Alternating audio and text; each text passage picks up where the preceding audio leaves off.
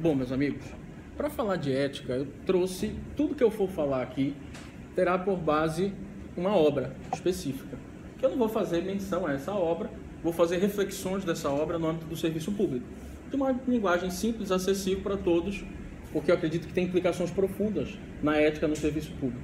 A obra é Ética Nicômaco, de Aristóteles. Aristóteles é o pai da ética, né? Se não for o pai, é um dos pais, juntamente com Homero, com os pré-homéricos ou com Platão, enfim. Mas certamente Aristóteles é um dos pais da ética.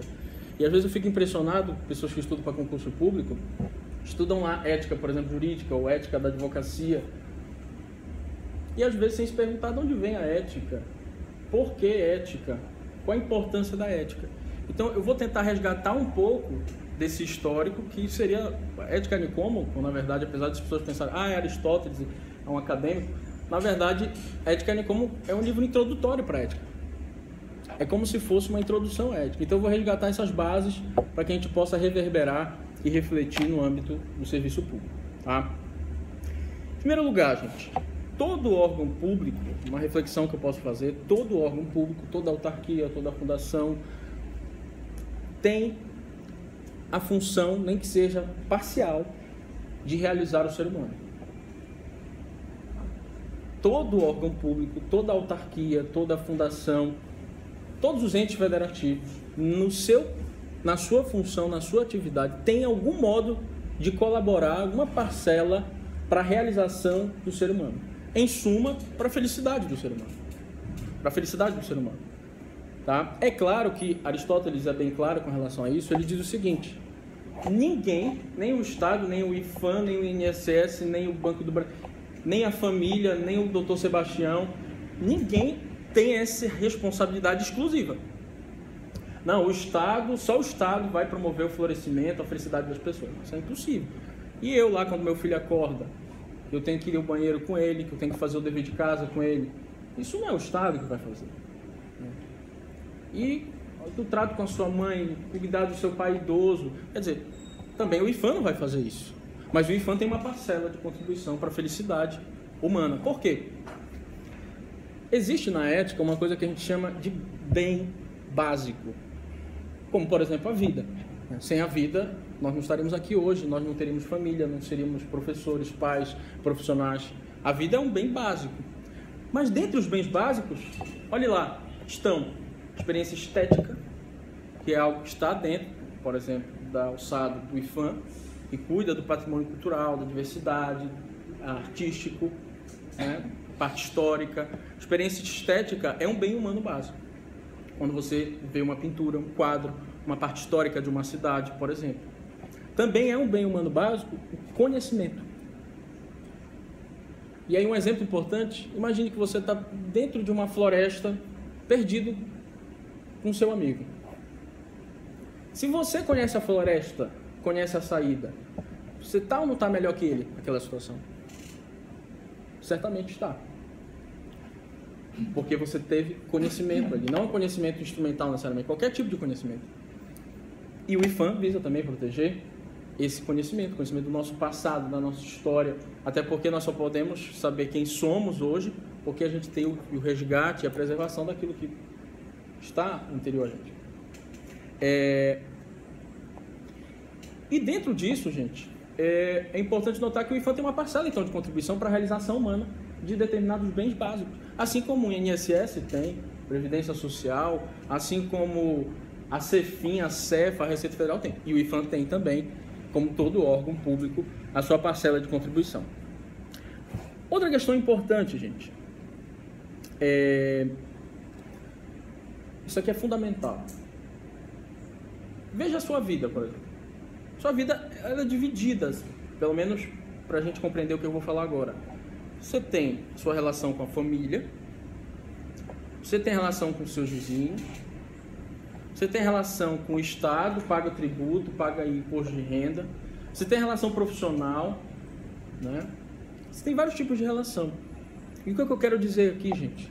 Só é possível construir uma sociedade ética se dentro dessa sociedade, dentro dessa comunidade, os grupos menores atingirem pontos de excelência.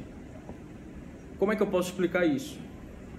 Se o IPHAN atingir a excelência dele, na função dele, de proteger o patrimônio, por exemplo, se a CEFIM atingir a excelência dela de arrecadar os tributos no maior grau possível, se a Previdência Social atingir seu ponto de excelência, se as famílias atingirem seus pontos de excelência educando seus filhos, se todos os grupos menores que formam a sociedade atingirem seus pontos de excelência, seus bens intrínsecos, a sociedade se torna uma sociedade virtuosa e, em maior medida, todo mundo se torna mais feliz. Tá? E é importante esse pensamento de que eu não dou conta do recado sozinho de tudo, mas eu lá, diretor de secretaria, diretor do meu gabinete, coordenador, analista, técnico, porteiro, todos contribuem para que esse órgão funcione. E todos têm uma grande importância, e é assim em todo o serviço público. Tá? Eu não vou resolver o problema sozinho, às vezes eu fico chateado quando eu vou ao fórum, eu vejo mãe com 3 filhos no colo e o pai sumido, né? Atrás de pensão. Isso dói o coração de qualquer pessoa. Né? E dá vontade de resolver o problema de todo mundo, né? Principalmente para nós que somos advogados, a gente sabe o caminho das pedras, né? Até para prender a pessoa, até para prender ele. Mas tá lá, o defensor público faltou, não tem ninguém para assessorar, ela volta para casa, pega o ônibus, não tem dinheiro para o ônibus, não deixa de lanchar para dar comida para os filhos. Eu quero resolver o problema de todo mundo, mas eu não posso.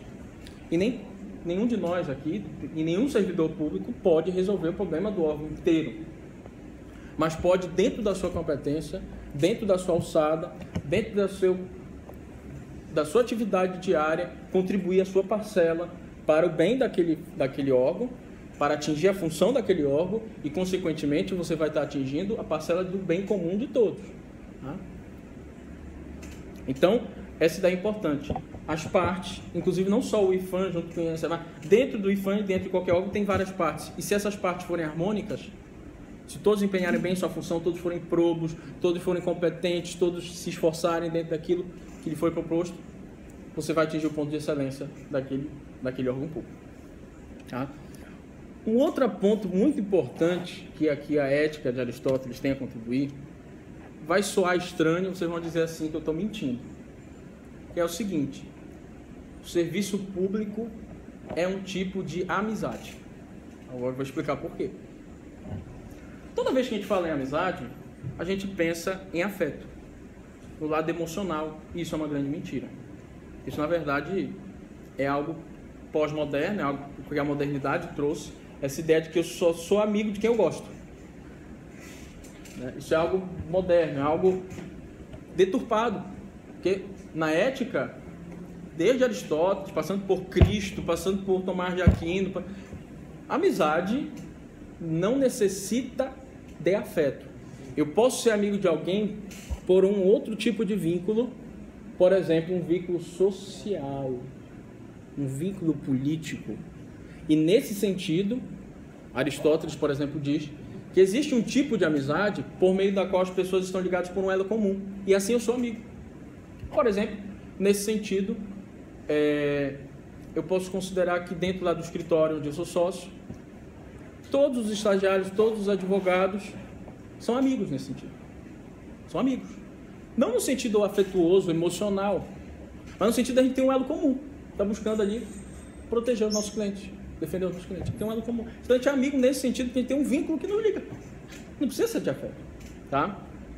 E nesse sentido, qual é o vínculo que liga, por exemplo, o serviço público com o cidadão? A Constituição e as leis. Porque os órgãos públicos foram criados para respeitar determinadas leis, determinadas funções, determinados princípios que a própria Constituição define. Então, nesse sentido, o cidadão é amigo, né, do servidor público. E dentro do serviço público, o servidor é amigo do outro servidor público, independentemente dele gostar ou não. Eles são amigos porque eles têm um vínculo que os une. Tá?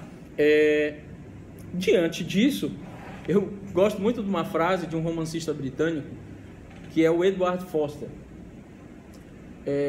do século XX. Ele disse o seguinte, que entre proteger o país dele e proteger o amigo dele, que proteger o país dele e proteger o amigo dele, ele disse assim: espero ter coragem de trair meu amigo.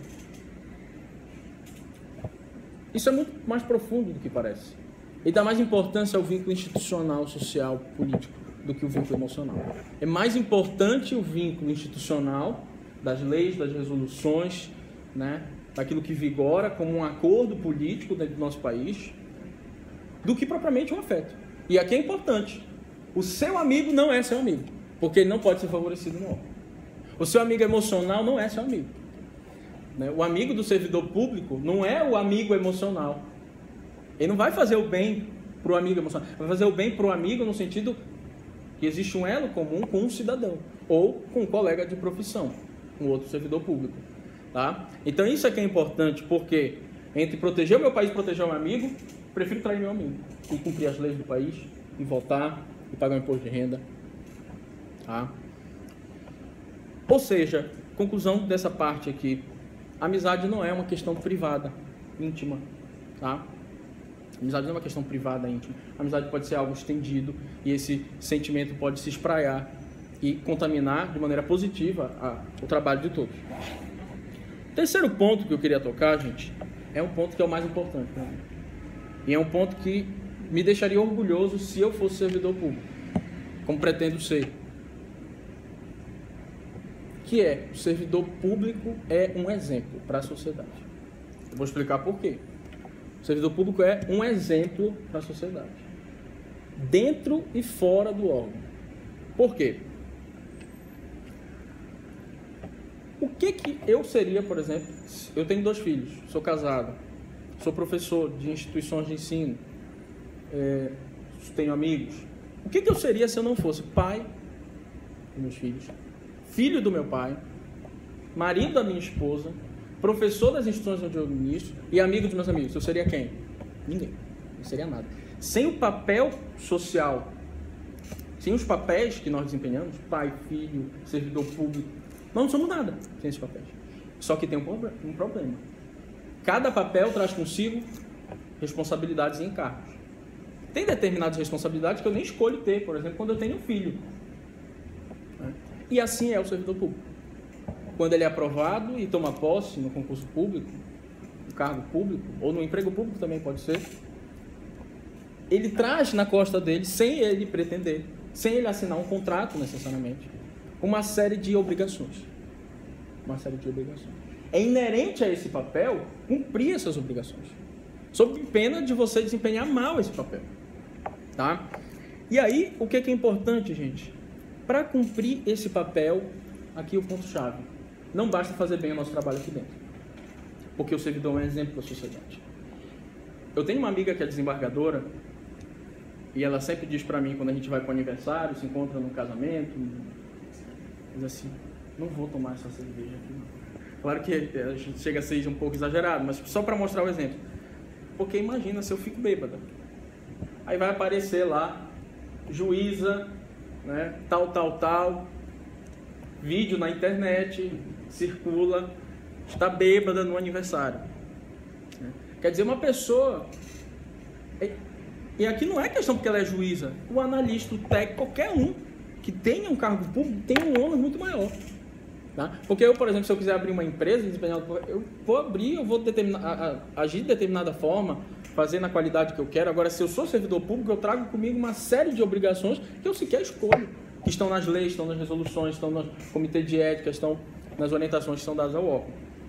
Então, é por isso que eu gosto muito do exemplo do Heitor. O Heitor mostrou a coragem na hora que ele se separou da Andrômaca.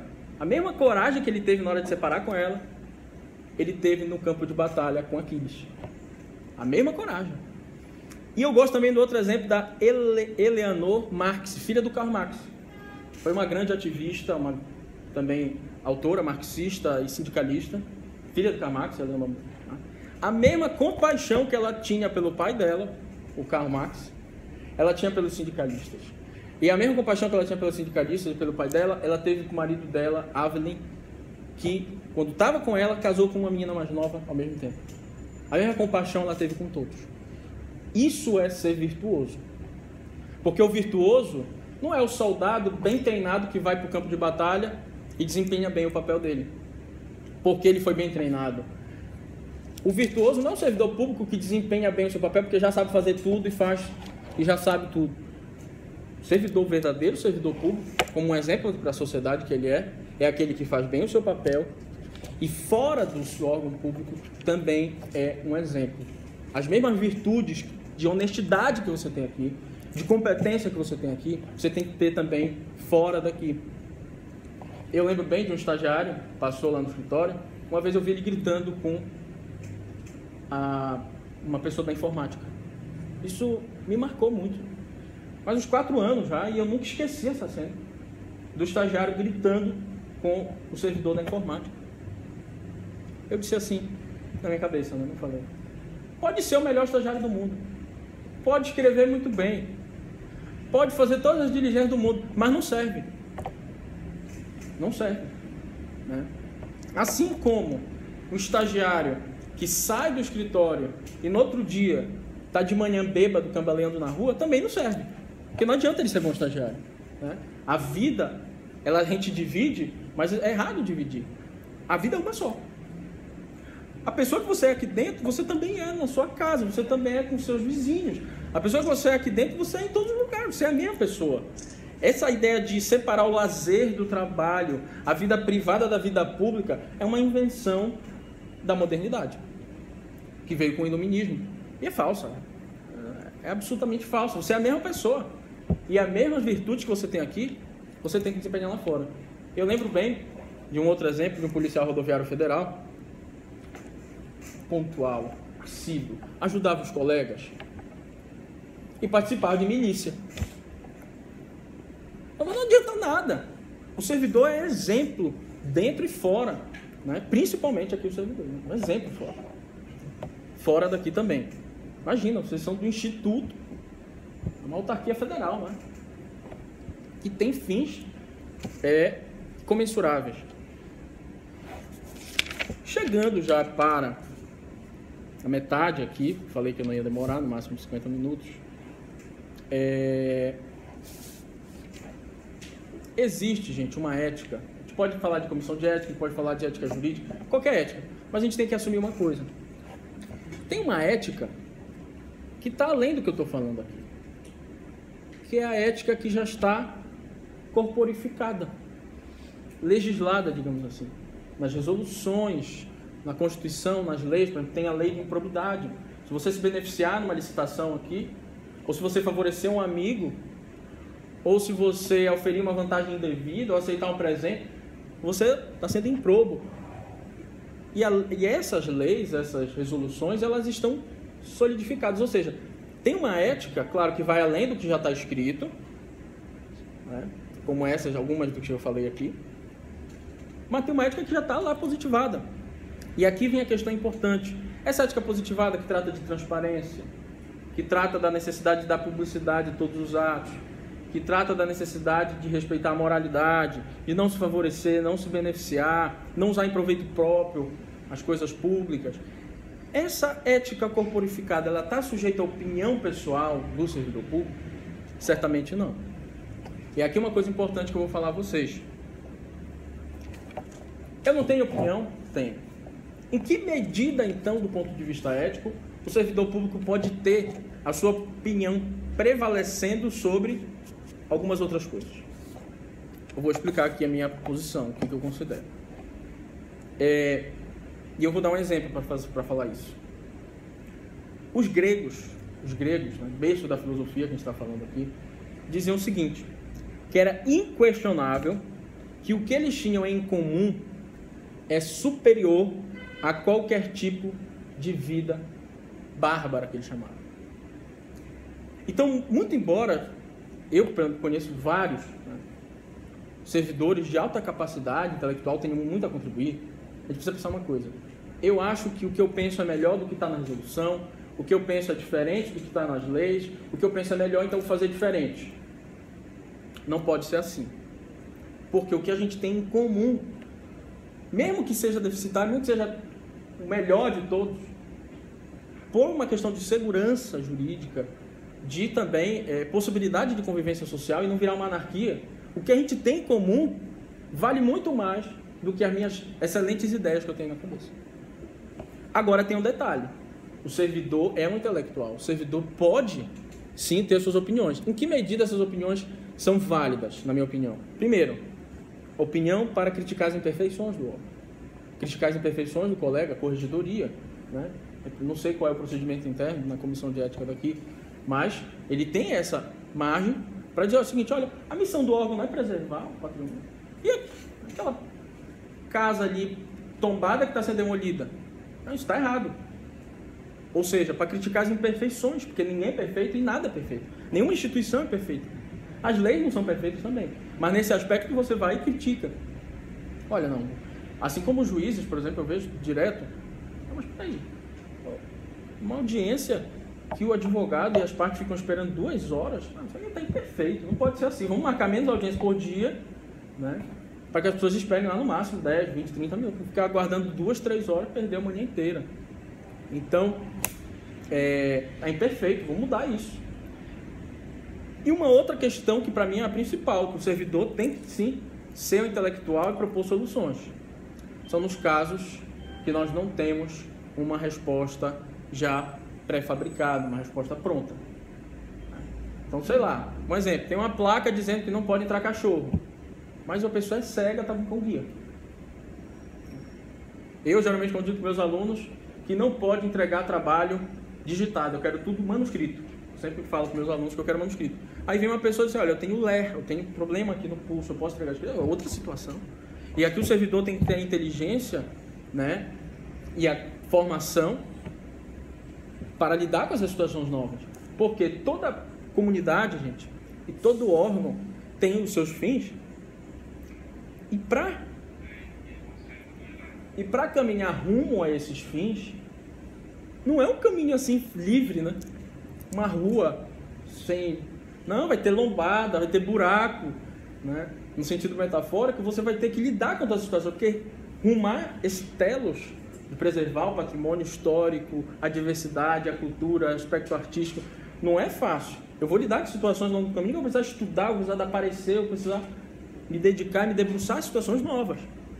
Tá? Outra questão importante, gente, já caminhando para o fim, é que vou tratar de um aspecto aqui propriamente da felicidade. Tá? Por quê? Quando você é um servidor público, você, de um certo modo, eu acredito que seja assim, faz parte do seu projeto de vida ter se tornado servidor público. Você queria estabilidade, você queria, hoje em dia, por exemplo, a crise econômica, uma coisa que as pessoas mais querem é ser servidor público. Né? Estabilidade, aquele dinheiro, né, certo no final do mês, alguns órgãos pagam bem, né, e as pessoas querem ser. Então faz parte do projeto de vida das pessoas ser um servidor público. Só que tem um detalhe, gente. Tem 2 tipos de servidor público. Tem um servidor público que diz: consegui o que eu quero, vou ganhar meu dinheiro todo mês, basta não fazer nenhuma besteira e cumprir o que está aqui. E assim eu sou feliz. Meus filhos estão bem, né? Só que tem um detalhe que a gente está esquecendo, que é algo já da tradição aristotélica, mas Tom Jobim, por exemplo, falou isso numa música: é impossível ser feliz sozinho. É impossível ser feliz sozinho. A felicidade só é felicidade quando ela transborda e atinge as outras pessoas. Ser feliz sozinho, isso é egoísmo, mas é o esteta, né?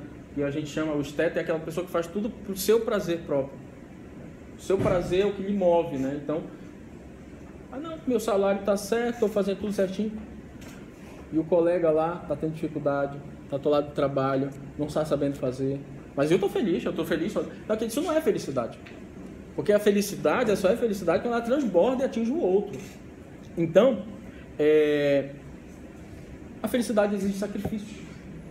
E exige trabalhar pensando no bem não só do cidadão e da sociedade, mas pensando no bem também dos amigos de trabalho, dos demais servidores, de outros departamentos. Né? Um tirou férias, está de licença, está doente.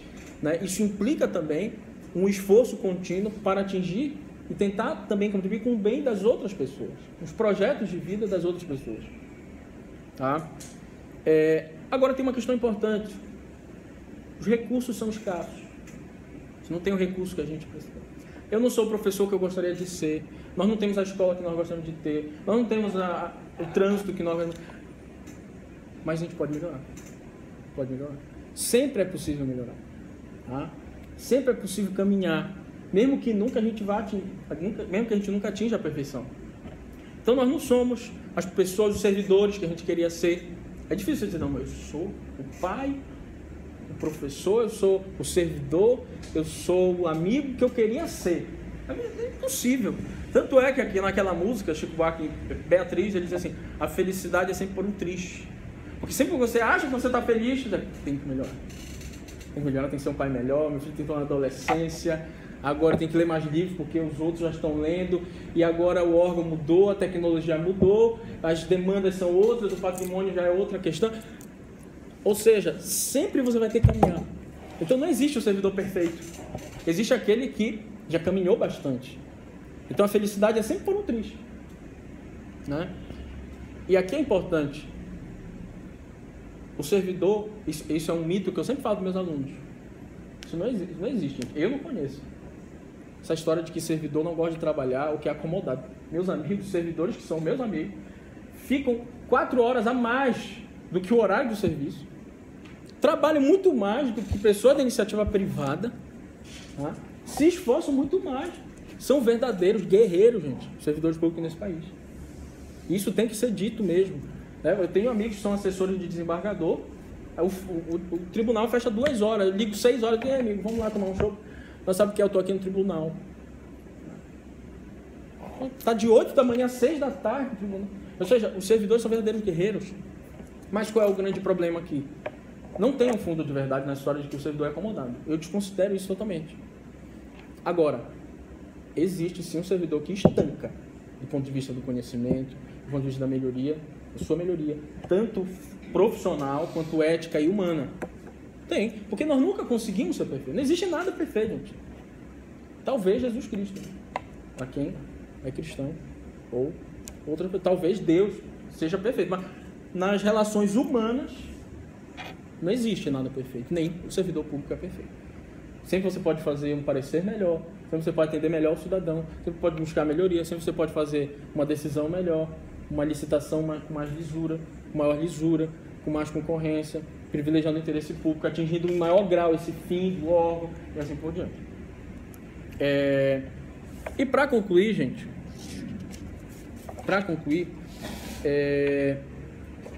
serviço público, e já é uma ideia que eu trouxe, já é inerente ao que eu falei ainda agora, não é mera repetição.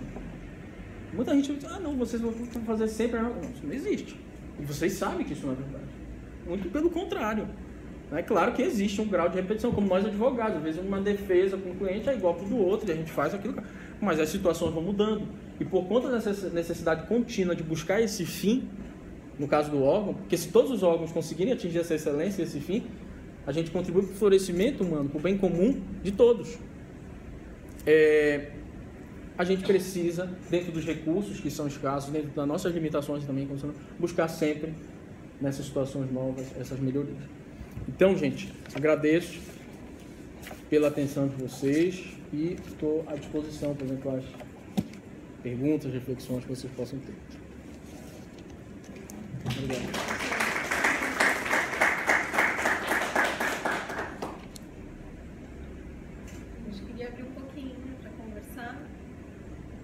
Fazer alguma pergunta?